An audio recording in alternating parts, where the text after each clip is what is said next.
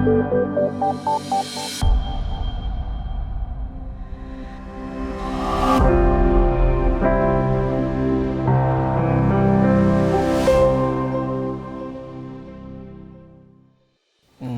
I'm Adam Lata.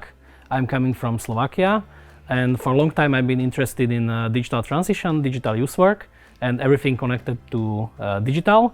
But my actual civil work is coordinator of European Solidarity Corps in Slovak National Agency, which is called NIVAM, is a National Institute for Education and Youth in Slovakia.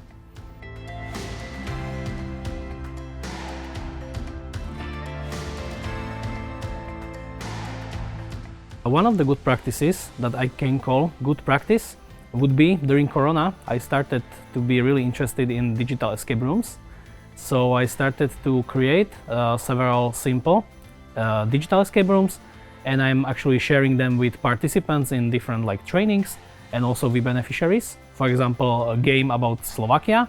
So foreign participants can play this game and learn about Slovak culture, Slovak nature, things like that. And it became quite popular. Now we are doing it on every on-arrival training, which is focused on volunteers within European Solidarity Corps. And also I'm trying to do other games, for example, a simulator of youth exchange, or some games about digital youth work, like introduction to digital youth work, like what is it, how does it work, and things like that.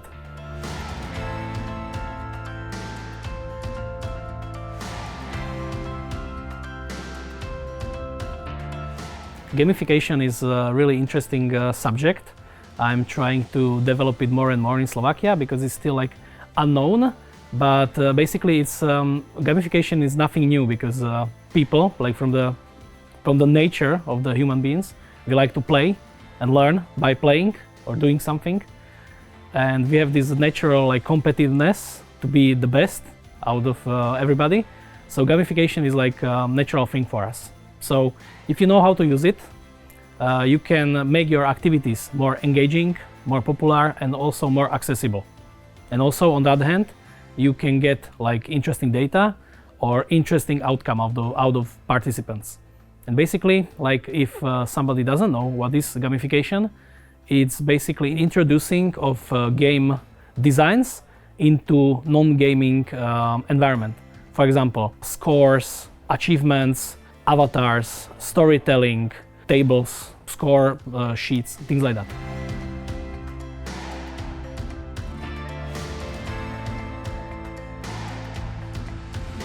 Us in Slovakia, we have several significant minorities, for example, Roma people or Hungarians. Slovak National Agency has inclusion and diversity as number one priority for a long time. And we're trying to do our activities as inclusive as possible. For example, since the beginning of the Corona, we started in all of our online sessions or online meetings.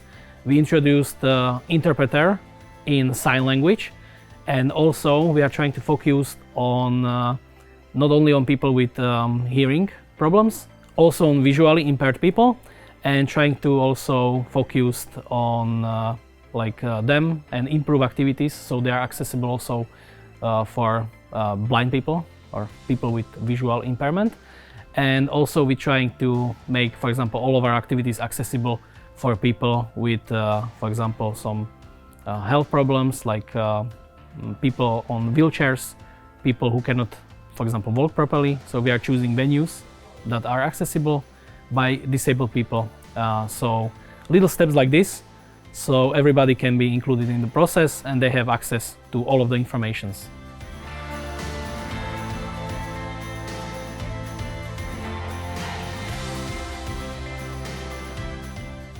So from the digital transition framework, for me, closest to my heart is probably education, because I like the learning and the teaching aspect very much.